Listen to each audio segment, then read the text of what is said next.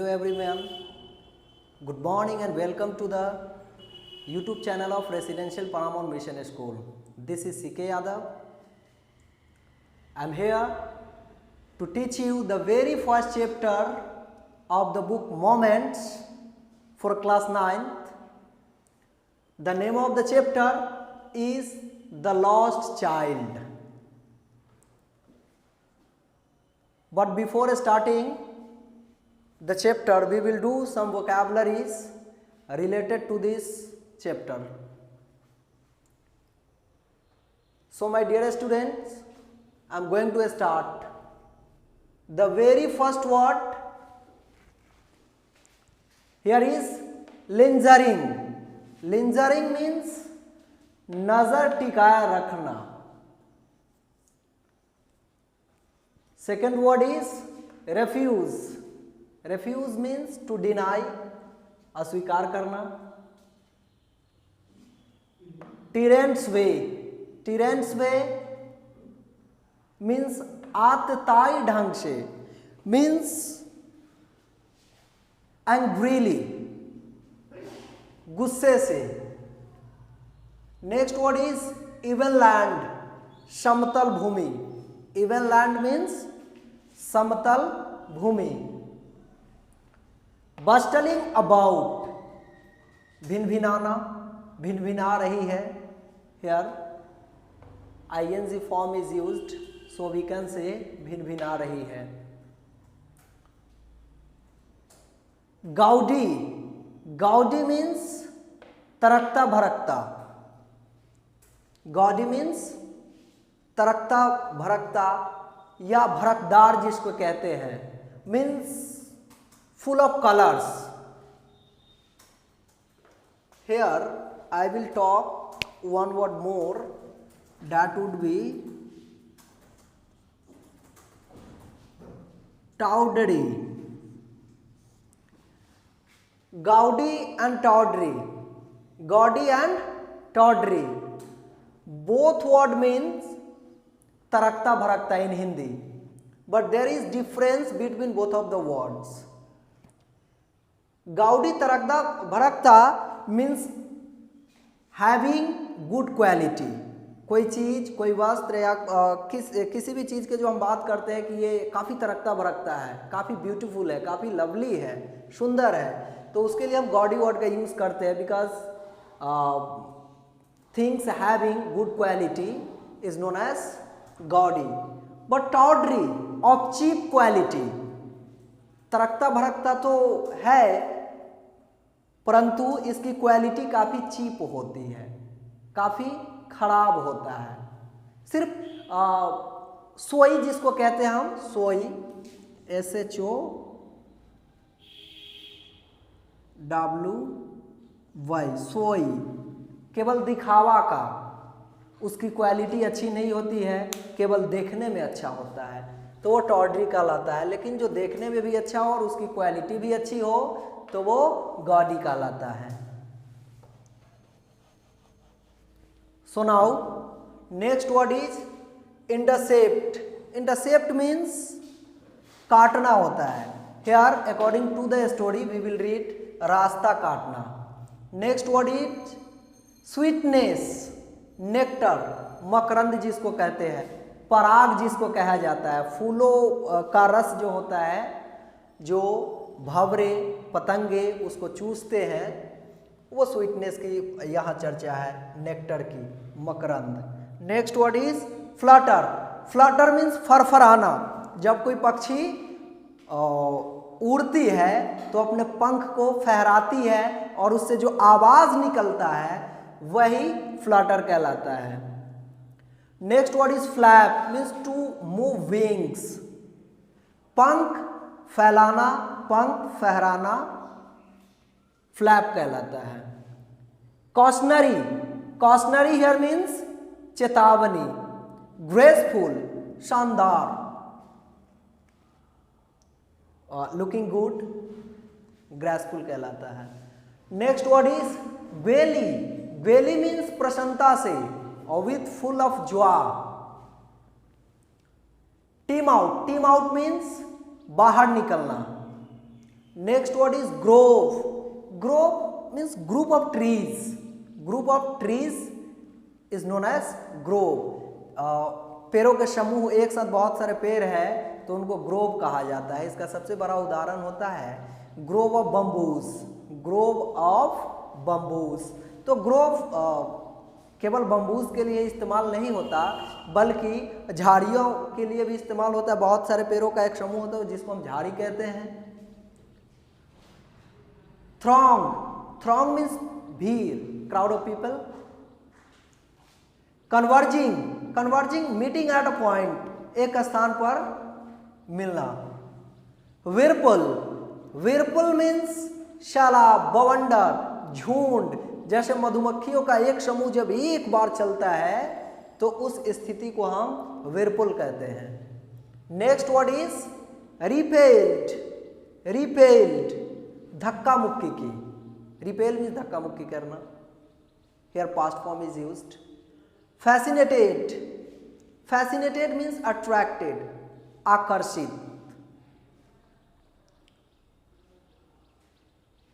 Murmured. Murmured means भिन भिनाना, भुन भुनाना. This is the sound of group of bees. This is the sound of group of bees और group of butterflies. Heed. Heed means to pay attention, ध्यान देना. Hoc. Hoc means आवाज लगाना या फेरी करना. आप देखते होंगे कि कोई फेरी वाला जब गांव में या बस्ती में घूमता है तो वो आवाज लगाकर किसी सामग्री को बेचता है, तो वो हॉक कहलाता है. इरेसिस्टिबली. इरेसिस्टिबली. इरेसिस्टिबली. इरेसिस्टिबली. इरेसिस्टिबली. इरेसिस्टिबली मीन्स निर्विरोध ढंग से, means having no opponent. And the last word is roundabout. Roundabout, it's a type of swing. It's a type of swing. झूले का एक प्रकार है ये. So now we have completed the word meaning related to this chapter, and now we will start reading the book The Lost Child.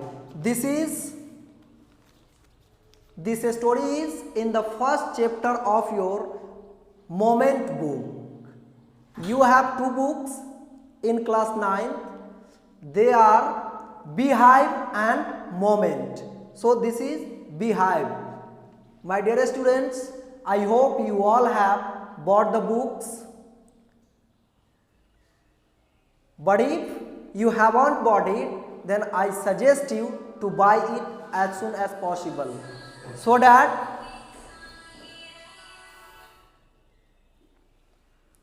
that it would be easier to understand if you have the book. So I am going to start. The Lost Child, खोया हुआ बच्चा. जैसा कि heading से ही, इस chapter के नाम से ही पता चल रहा है कि एक गुम बच्चे की कहानी है. एक बच्चा अपने माता पिता के साथ मेले में घूमने जाता है और वो किसी तरह से वहाँ खो जाता है. चलिए इस स्टोरी को हम पढ़ते हैं कि वो बच्चा खोता कैसे है. It was the festival of a spring. वसंत का महोत्सव था. From the wintry sets of narrow lanes and alleys emerged a gaily clad humanity. कहता है कि from the wintry sets of narrow lanes. Winter समाप्त होता है. विंटर जो जाड़े का समय है वो समाप्त होती है और शुरुआत वसंत का होता है. ये वसंत का समय काफ़ी खूबसूरत मौसम होता है, काफ़ी खूबसूरत सीजन होता है जो वसंत का सीजन होता है. लोग विंटर में अपने घरों में बैठे होते हैं, लेकिन जब वसंत आती है, जब विंटर समाप्त होती है तो लोगों में काफ़ी उल्लास होता है और लोग घूमने के लिए निकलते हैं. तो बताया जा रहा है, राइटर कहते हैं कि ठंड समाप्त हुई थी, विंटर की शुरुआत हुई थी। उस समय ही गांव से कुछ दूर मेला लगा हुआ था। पतली गलियों से काफ़ी प्रसन्नचित्त लोगों का समूह उस मेले को देखने जा रहे थे। बहुत सारे लोग थे और सभी के चेहरे पे प्रसन्नता झलक रही थी। वो सारे लोग मेले की ओर जा रहे थे। Some walked, some rode on horses, others sat, being carried in bamboo and bullock carts. Writer कहते हैं कि लोगों का समूह जो मेला जा रहे थे, उनमें से कुछ तो पैदल जा रहे थे, कुछ घोड़े का सवारी किए हुए थे, कुछ लोग बैलगाड़ियों का सवारी कर कर जा रहे थे। One little boy ran between his father's legs, brimming over with life and laughter. एक छोटा सा बच्चा जो अपने पिता के टांगों के बीच से निकल कर दौड़ता है, brimming over with life and laughter.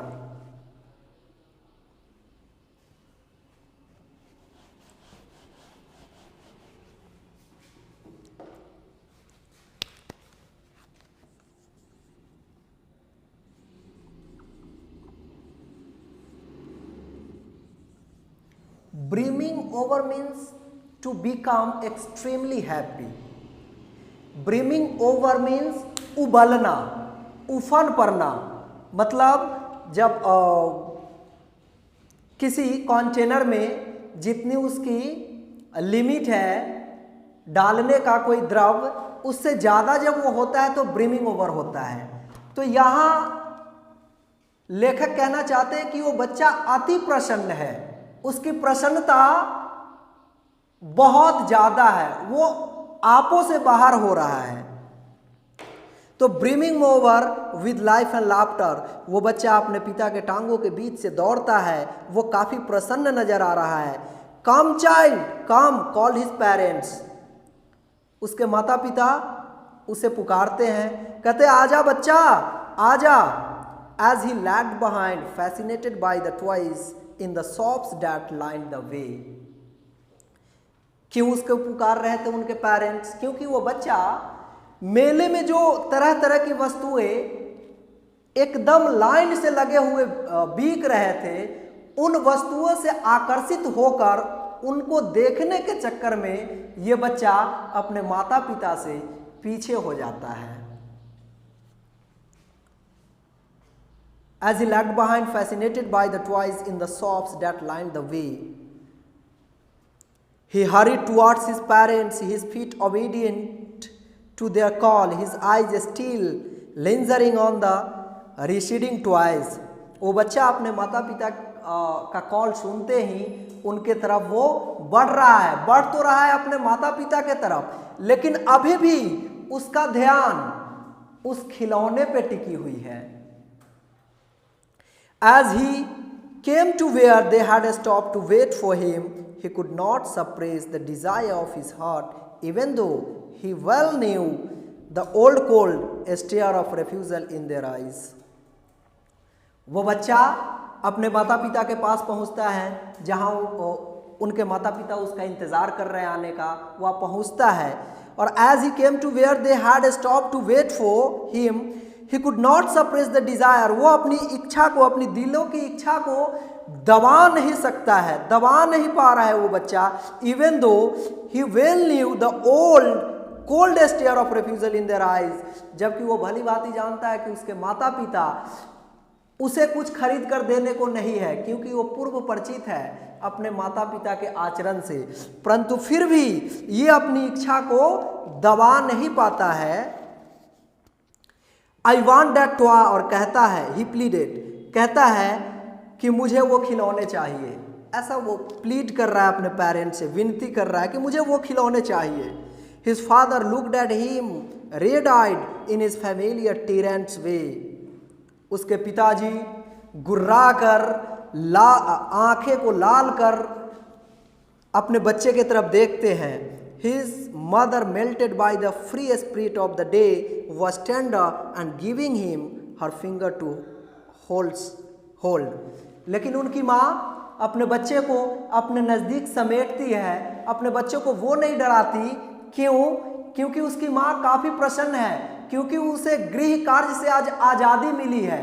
आज तो वो वसंत का महोत्सव देखने के लिए वो जा रही है, इस वजह से वो काफ़ी खुश है, अपने बच्चे को अपने नज़दीक लेती है। Melted by the free spirit of the day was tender and giving him her finger to hold. कहती है कि लो मेरी उंगली पकड़ो।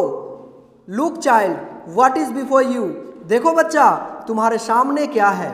It was a flowering mustard field pale like melting gold as it swept across miles and miles of even land. माँ कहती है कि खिलौने का जिद छोड़ो और देखो बच्चा तुम्हारे सामने क्या है। वो दिखाती है एक सरसों का खेत, जो वो सरसों जो फूलों से भरा हुआ है, फूलों से भरे हुए सरसों का खेत दिखाती है। और वो खेत माइल्स एंड माइल्स बहुत दूर तक समतल नजर आ रहा है। इक्वल उसके हाइट्स हैं, उस प्लांट्स के, मस्टर्ड प्लांट्स के इक्वल हाइट्स है और एक समतल दिख रहा है कोसों दूर तक। A group of dragonflies were bustling about on their gaudy purple wings, intercepting the flight of one black bee or butterfly in search of sweetness from the flowers. Dragonflies यानी पतंगियों, पतंगियों का समूह उस फूल के ऊपर से उड़ रहे हैं। पतंगियों का एक समूह फूल के ऊपर से दूर तक उड़ते जा रहे हैं। ब्लैक बी और butterfly in search of sweetness, वो किस चीज के खोज में है? उस फूल से नेक्टर के सर्च में है, पराग के सर्च में है। The child followed them in the air with his gaze till one of them would still its wings and rest and he would try to catch it but it would go fluttering, flapping. The child followed them.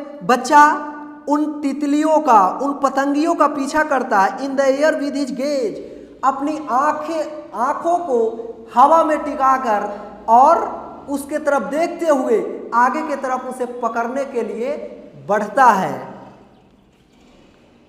Till one of them would steal its wings and rest. तब तक वो दौड़ते रहता है जब कि एक पतंगियों में से एक पतंगी वहाँ पे रुकी हुई है, अपना मोशन को रेस्ट कर दी है, मोशन लेस हो गई है, जहाँ ये बच्चा जाकर उसे पकड़ने का कोशिश करता है। And he would try to catch it, कोशिश करता है उसे पकड़ने का, but it would go fluttering flapping up into the air. जब ये नज़दीक पहुँचता है, ऑलमोस्ट इसको लगता है कि when He had almost caught it in his hands, इसको लगता है कि मैं लगभग इस तितली को पकड़ लिया हूँ, तब तक वो फिर फ्लटरिंग फ्लैपिंग करते हुए उड़ जाती है। Then his mother gave a cautionary call, फिर उसकी माँ उसे बुलाती है। Come child, come on to the footpath, आओ बच्चा आओ, इस पैदल रास्ते पे आ जाओ। उस पैदल रास्ते पे बुला रही है जिस रास्ते से सभी लोग मेले की ओर जा रहे हैं। He ran towards his parents gaily and walked abreast of them for a while. वो प्रसन्न होकर उनके पीछे दौड़ता है। किनके? अपने पेरेंट्स और वो लोग जो उस रास्ते से जा रहे हैं। Being however soon left behind, attracted by the little insects and worms along the footpath that were teeming out from their hiding places to enjoy the sunshine. फिर इस बच्चे की दृष्टि उन खूबसूरत पतंगियों पे पड़ता है, तरह तरह के इंसेक्ट्स पे पड़ता है, जो कि अपने अपने बीलों से, हाइडिंग प्लेसेस से सूर्य की रोशनी का आनंद लेने के लिए बाहर निकलते हैं। उनको उड़ते देखकर ये आकर्षित हो जाता है, ये बच्चा आकर्षित हो जाता है और अपने माता पिता से एक बार फिर पीछे हो जाता है।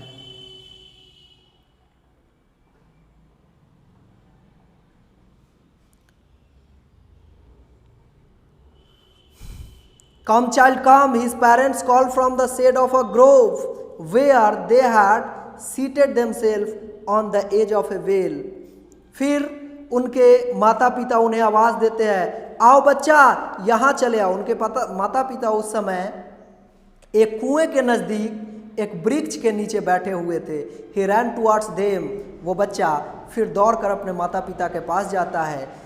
A shower of young flowers fell upon the child as he entered the grove, and forgetting his parents, he began to gather the raining petals in his hands. अब उस वृक्ष के नीचे वो पाता क्या है, A shower of young flowers fell upon the child, बच्चे के ऊपर फूलों की बारिश सी हो रही है, फूलों की बारिश सी हो रही है, अर्थात बसंत का समय है। सारे वृक्ष जो है सारे वृक्ष फूल गिरा रहे हैं, इस बच्चा के ऊपर आ रहा है। ये बच्चा उस दृश्य का काफ़ी आनंद लेता है। As he enter the grove and forgetting his parents, अब वो पेड़ों के झुंड के तरफ चला जाता है अपने माता पिता को भूलकर। He began to gather the raining petals in his hands, गिरे हुए फूल को वो एकत्रित करने लगता है। But lo he heard the cooing of doves, इतने में ही उसे बत्तख की आवाज़ सुनाई देती है। And ran towards his parents shouting the dove the dove. बत्तख की जैसे ही आवाज़ सुनाई देती है, वो बच्चा चिल्लाते हुए अपने पिता के तरफ, माता पिता के तरफ दौड़ता है, कहता है कि बत्तख बत्तख। The raining petals dropped from his forgotten hands, उसके हाथ से सारे पेटल्स जो फूले हैं, कलियां हैं, वो सब के सब गिर जाते हैं उसके हाथ से। Come child come, they call to the child, फिर बच्चे को उसके माता पिता बुलाते हैं, आओ बच्चा आ जाओ। Who had now gone running in wild capers round the banyan tree, तब तक उसके माता पिता एक बनियान के वृक्ष के नीचे बैठे हैं, बच्चे को बुला रहे हैं कि आओ बच्चा तुम भी यहाँ चले आओ। And gathering him up they took the narrow winding footpath which led to the fair through the mustard fields. A sweetmeat seller hawked, एक मिठाई वाला आवाज लगाता है, gulab jamun, rasgulla, barfi, jalebi. At the corner of the entrance and a crowd pressed round his counter at the foot of an architecture of many colored sweets decorated with leaves of silver and gold. एक मिठाई विक्रेता ने प्रवेश द्वार के निकट से ही गुलाब जामुन, रसगुल्ला, बर्फी, जलेबी की आवाज़ लगाई और भीड़ ने उसके बहुत सी रंगीन मिठाइयों से सुसज्जित मंच को दबाया जो कि चांदी और सोने की पत्तियों से सजी हुई थी। The child stared open-eyed and his mouth watered for the barfi. अब बच्चा उसके तरफ देखता है और इसके मुंह में पानी आ जाता है बर्फी के लिए, क्योंकि बर्फी इसका फेवरेट स्वीट था। That was his favorite sweet. I want that barfi, he slowly murmured, वो धीरे से कहता है कि मुझे ये बर्फी चाहिए। But he half knew as he begged that his plea would not be heeded because his parents would say he was greedy.